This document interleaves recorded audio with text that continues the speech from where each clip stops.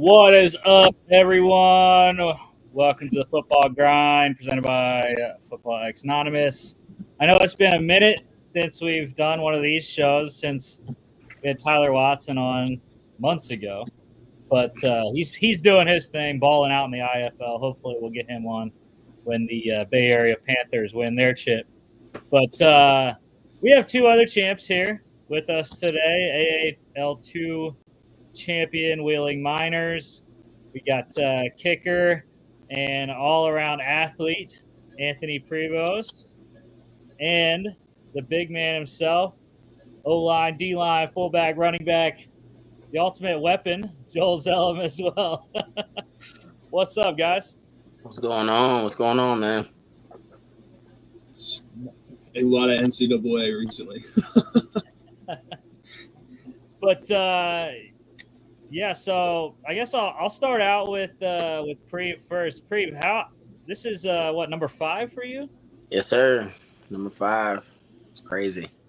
And they were all different places. Yeah. First one being high school, sophomore year state championship, 10-2 or 12-2, excuse me. Then going on to what was it, Richmond or West Virginia Rough Riders, 2019, 13-0. Then we go Virginia Crusaders, go 10-0, 2022. Fall 23, because I coach at Virginia Union University's specialist coach there. We won our conference, CIAA conference. We went 10-1 in the regular season, then went on to playoffs for the second year in a row. So pretty cool there. Won my 4th ring, and then obviously here with Wheeling Miners getting the 5th one. Yeah. Going undefeated as well. So that's actually pretty cool. So Joel, you got a bit to make up there to catch up to Yeah.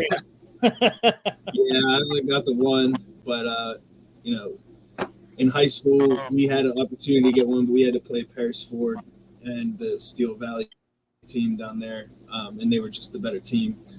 And then the college that I didn't get to enjoy any of the success of the new head coach there. But yeah, so I was in a struggling college program for 6 years, and I hit Wheeling, and all of a sudden, the snap of a finger, undefeated champion. So yeah, no, I have one, but I'm grateful for the one. And comparison is the thief of joy. So Pre's got his. He's also been in the game a lot longer than me. I'm a young man coming up into coaching and playing, so I got a lot of time to catch up. Yeah, well, you got more than me, so it's all good. Hey, you'll get one as a scout one day, I'm sure. Yeah. So tell me about y'all's season. How did that come to fruition? How did you kind of make your way to Wheeling? And I mean, I kind of know already, but for the people out there. Shoot, I guess I'll start. Well, this year at the National Scouting Combine, we put on a showcase event. Also, before that, we tested all the athletes that came in attendance that week. Basically, what we do is put them through all the professional skills testing that they can go through, like in comparison to the NFL Combine. So it's pretty much the same type of testing system, and then we run a showcase at the end. So basically, we were able to kind of set guys up for the opportunity to seize their professional, desires. So we got a couple coaches, scouts, teams that come in attendance, scout the players. One of the coaches that were there, was Coach Rez, who ended up being our head coach. He assisted me with our offense. So as I'm the offensive coordinator for the National Scouting Combine. So it was great working with him, and he was able to help pick out a lot of talent, help find a lot of talent for himself in Joel Zellem, and plenty of other guys that we had on the team as well from the Combine. So that's pretty much where the beginning of the building of the team started. And then as you going through the rest of scouting and recruiting through building the team, we end up, in camp.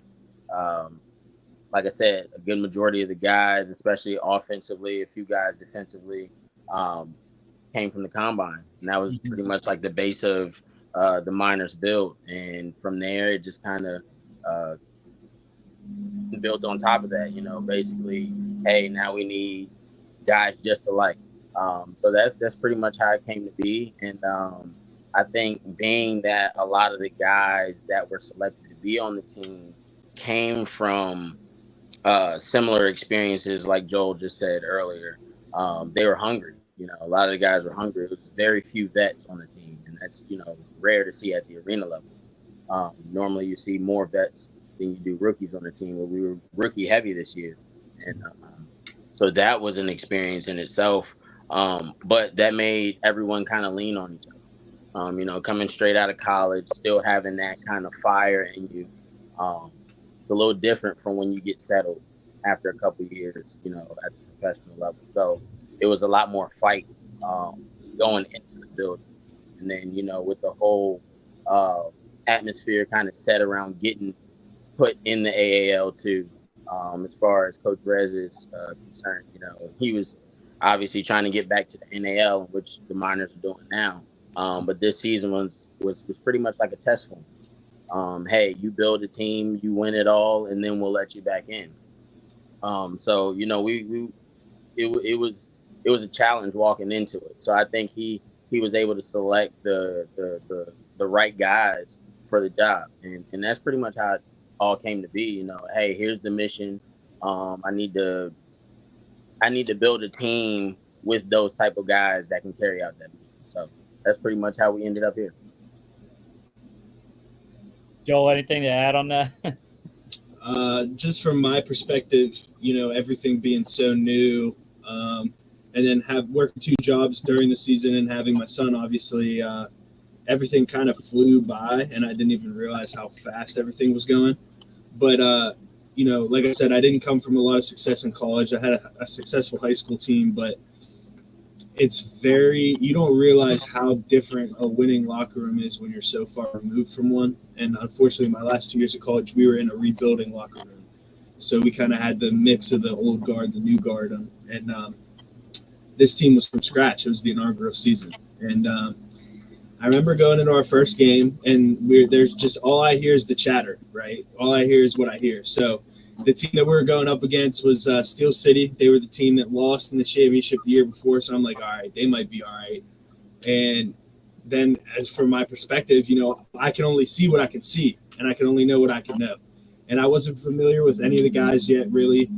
All I knew is first-year team, a lot of rookies. Our quarterback's the guy that was on the couch for 5 years, who hasn't played 5 years.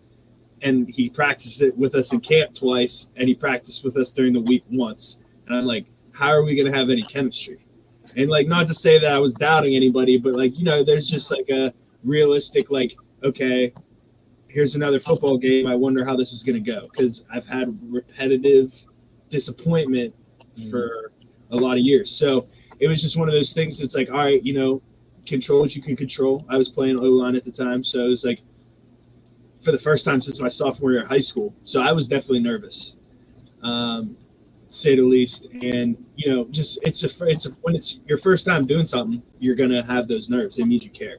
So, I mean, then Grant had 3 rushing touchdowns running through people's faces, and I'm like, this dude didn't want to run during practice. Now he's running through people's faces.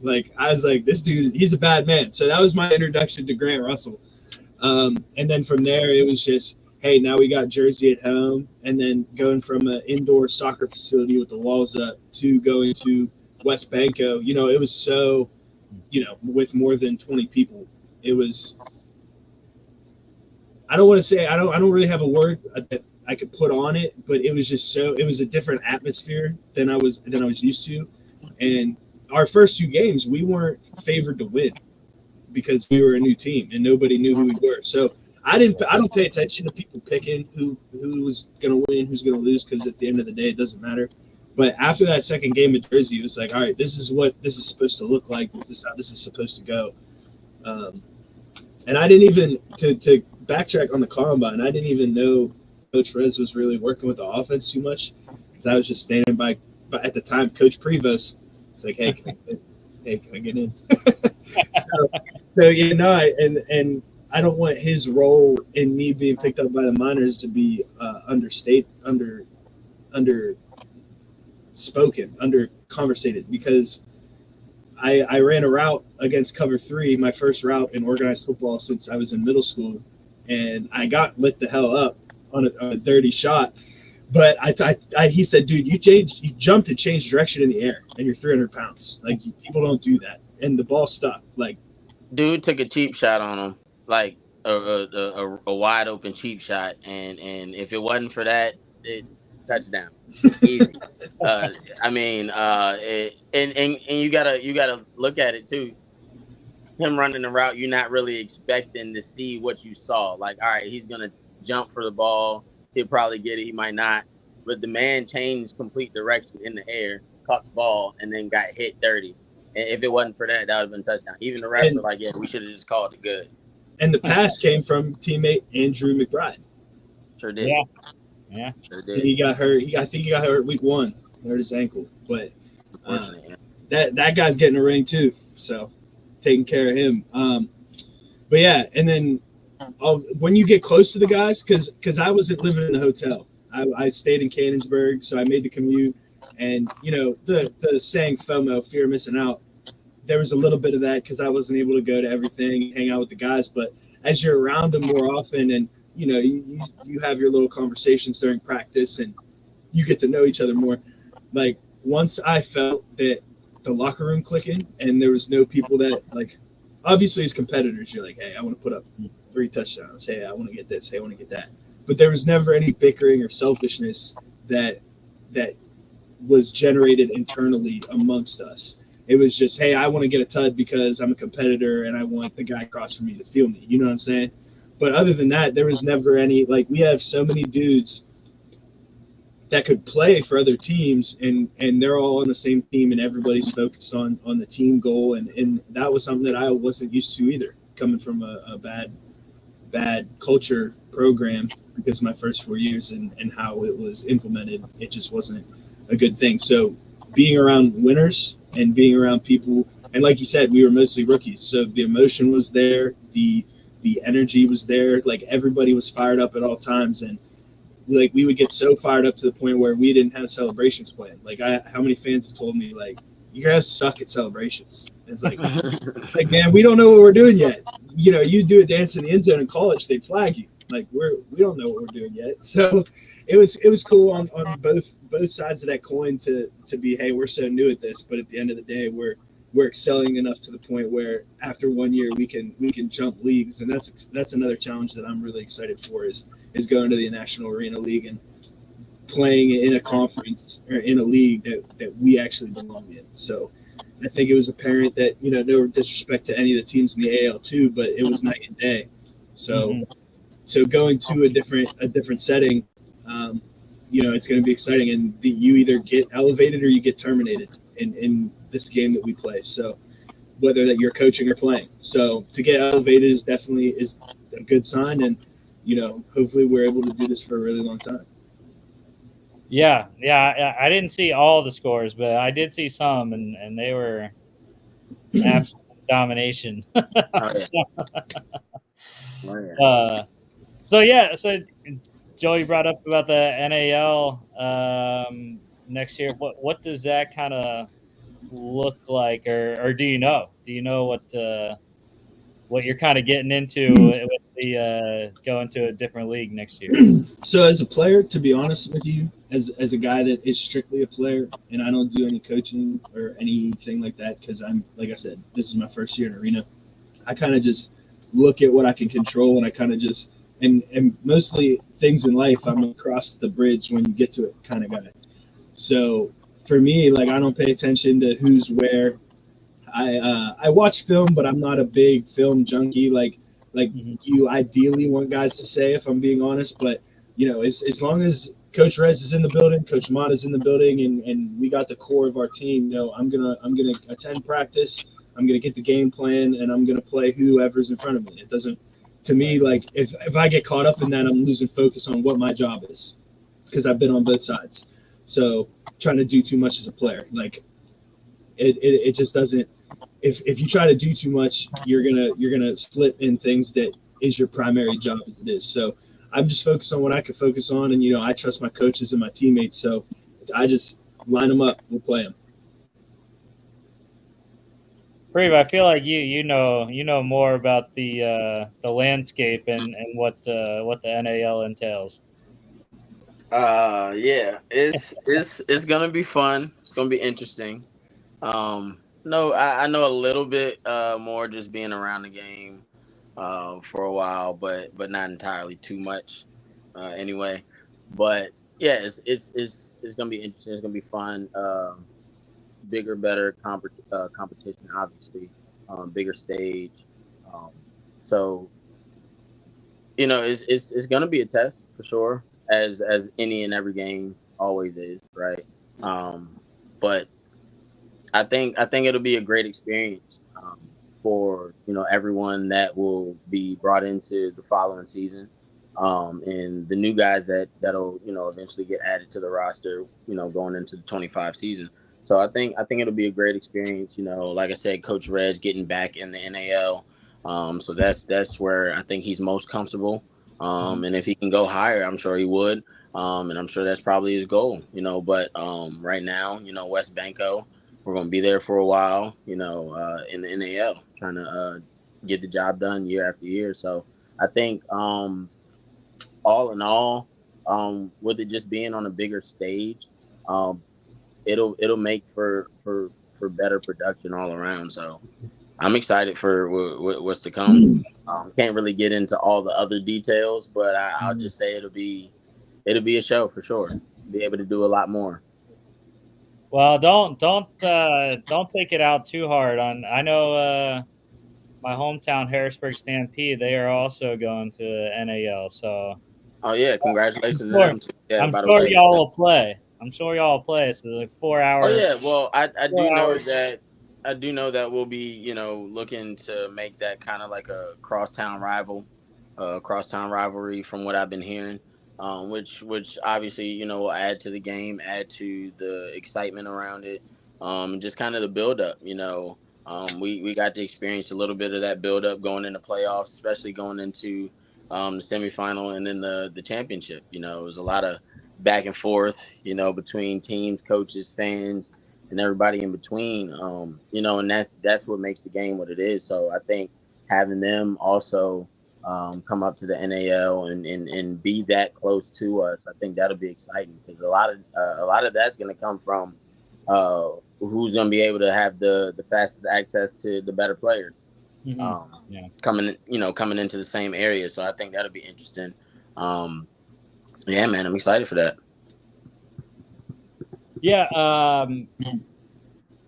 Well, I guess that is kind of the future. That was really the last thing I had was kind of the future and what y'all are looking at, now and then moving forward to for sure your next chance to get on the field. I know what you got going on, Prev, with Virginia Union, but oh yeah, we're getting ready to go into camp here in about a week or two and get going. Try to do better than we did last season. We did great things last season, but try to add on to that. And, hopefully get the playoffs again. Obviously, try to win the conference again, get the playoffs again, and win that first round and see what we can do. So I'm excited for it. But other than that, as far as playing is concerned, I still got it. So we'll see what it's looking like this time next year. Won't guarantee anything, but as of right now, though, I'm feeling good. I'm feeling like I probably got another one in there. So probably give it another run next year. If everything works out, hopefully I'm with the minors again. That'd be great. But yeah, right now I'm gearing up to go into camp, get my mind right for that. Joel? I'm getting ready to actually coach my alma mater middle school. Program's been through a couple head coaching changes, and it's taken a dive as far as like success that they've had there, and I care about that program. So they had a new head coach. He's actually my old college roommate's girlfriend's dad. So he was scrambling to find a middle school assistant and my buddy was like, hey, like, what about Joel? And so he was like, dude, call him. And as soon as I got the call, I was talking with a couple different coaches about like different jobs and roles that I could play in and around more Cannonsburg, but Riverside's about an hour from me, and that's a commute that I'll easily make to make an impact. So we have a good squad. At AA level, especially in middle school, you could be the best coach in the world if you don't have the kids. It's not going to matter.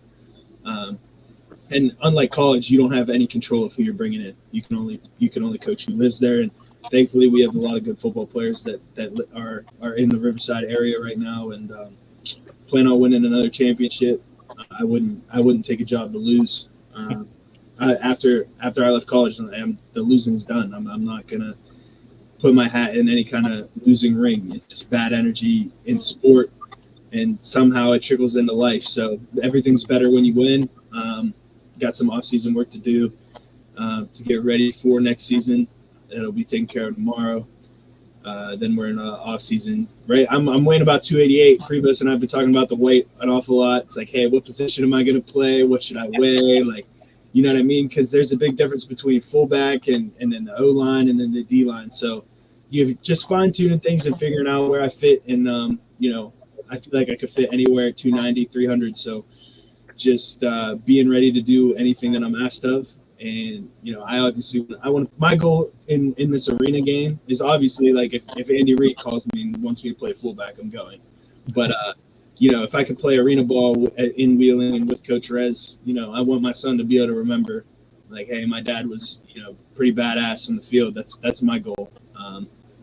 And I want him to be able to look back on that. And because and it's crazy, like where that comes from. Like my father stopped playing college ball at 23, had me at 24, and he kind of went right into non-athletic life. Like he stopped working out, he stopped lifting. But like as a kid, like I looked at my dad like he was the strongest man in the world, and he didn't do anything but play catch with me in the backyard and rough me up a little bit. Like we'd play and stuff, and I watched him play an alumni rugby game. I think I was like 11 or 12, and he was off the couch and he didn't train for it.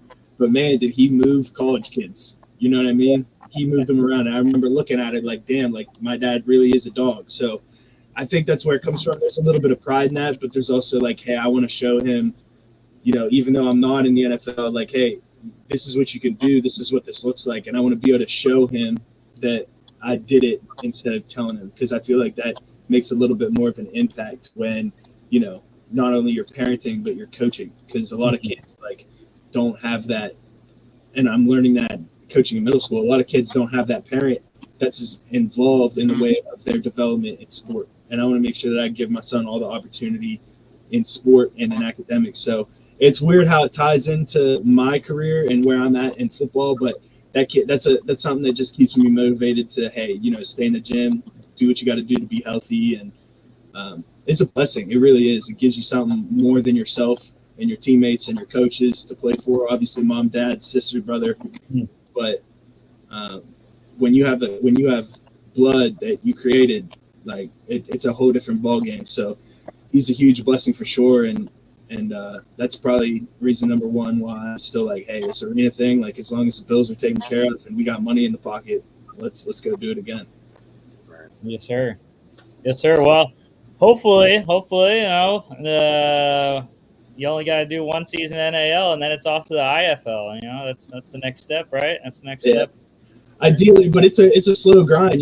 Like going from the NAL going from the AAL2 to the NAL. From my understanding, when you make that kind of leap, like you're gonna have to prove it, not just once. So, we proved it in the AAL2, and it was alarming.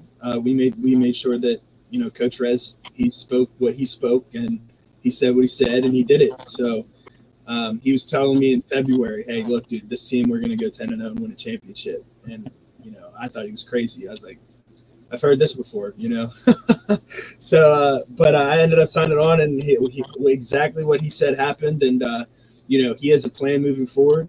And outside of his guys and his team, he keeps his cards close and he has a plan. So whatever his plan is, I'm trusting it because he hasn't shown me any reason not to. So if he wants to be in the IFL in a year or two, I assume that we're going to be in the IFL here in the next couple of years. But if he doesn't, he's happy in the NAL.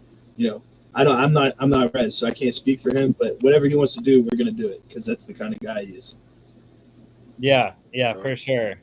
Well, if Coach Rez and Jay, if they need a nice strapping 28-year-old 5'6", 200-pound linebacker, let me know. We'll throw your name in the hat, man. How tall is our kicker? I'm tall enough. I will not run a 40. I will not run a 40. That's as long as you make the plays, as long as you can run the 40 to where you need to. That's all that matters. I'm not running 40 either, man. It's all right. I'm right there with y'all. I make about 35 yards, and then that's it. Well, hopefully I will be in the coaching game with y'all soon. For sure, man. Waiting on some stuff, but that's why we call this special show of the Football Addicts Anonymous Sphere the football grind, because it's guys like you.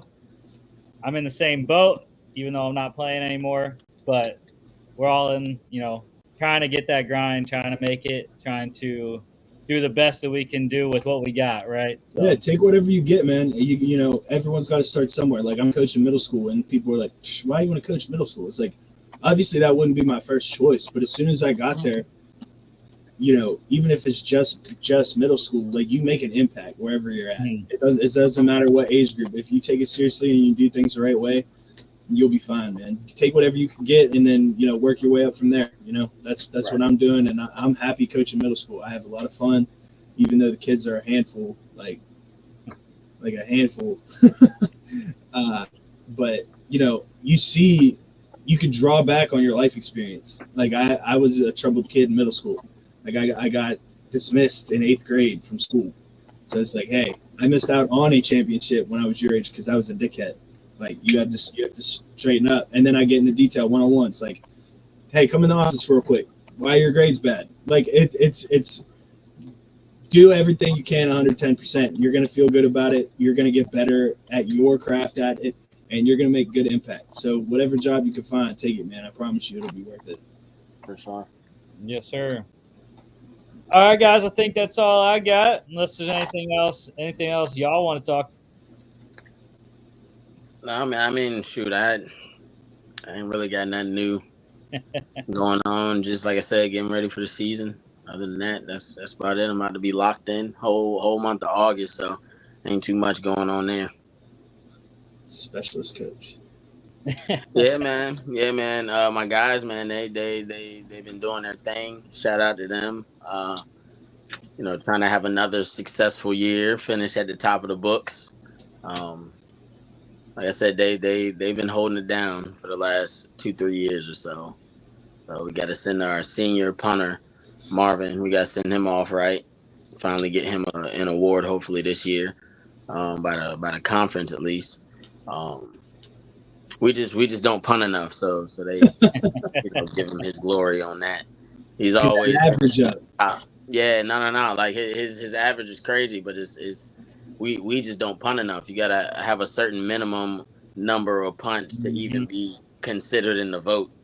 Even if your average, even if you got less punts, but your average is better than everybody else's. Yeah, you gotta have a certain minimum. So we just don't punt enough. But one year at Waynesburg, we had a punter who he was okay, like at best, and he didn't care. He was one of those guys that was there for the beer and the girls. But we won 4 games, but we punted a whole lot.